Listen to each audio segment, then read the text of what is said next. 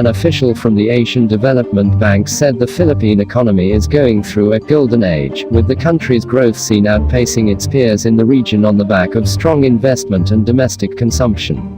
ADB projects the Philippine economy to grow by 6.8% for this year. Kelly Bird says domestic demand and the government's infrastructure program will fuel growth for the next few years. The Philippine economic growth in 2017 was very strong. It was driven by robust domestic demand. We see this period as a golden age. It is the highest economic expansion in over 40 to 50 years. This growth will be sustained in 2018 and 2019.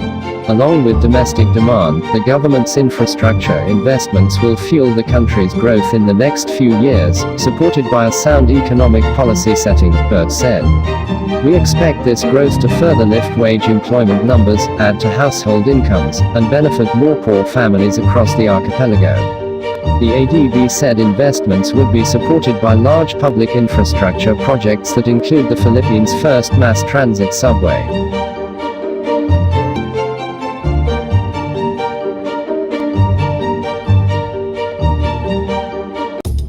We will make the next few years the golden age of infrastructure in the Philippines to enhance our mobility and connectivity and thereby spur development growth equitable in the country.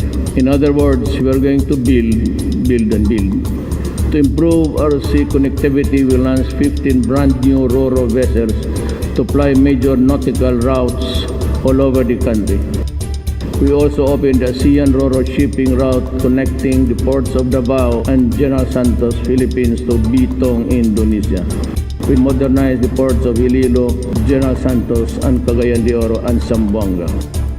We shall complete strategic road and bridge projects, and some of the road sections shall be widened and improved to address the worsening traffic.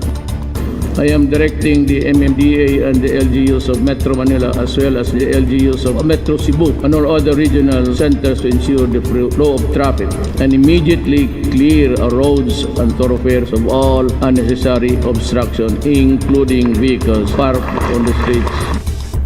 We are building new airports, and we are now accelerating the implementation of the communications, navigation, surveillance, and air traffic management system projects, which will result in the on-time arrivals and departures, better manage air traffic, reduce flight operational costs, and safer and more convenient travel experience.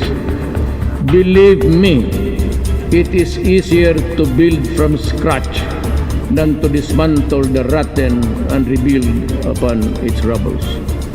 Help me build a better tomorrow. If we are experiencing a golden age of economic growth, this did not happen overnight. First of all, it took a lot of work, Finance Secretary Carlos Dominguez III said at the regional press launch of the Philippines hosting of this year's 51st ADB annual meeting.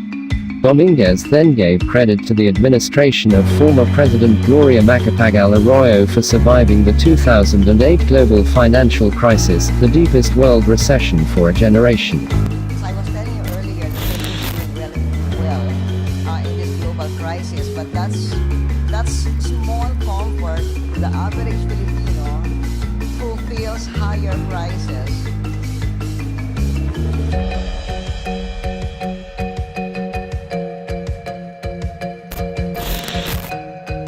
The finance chief also lauded Arroyo's successor, Benigno Aquino III, for providing the country with a lot of cash savings that helped the current government.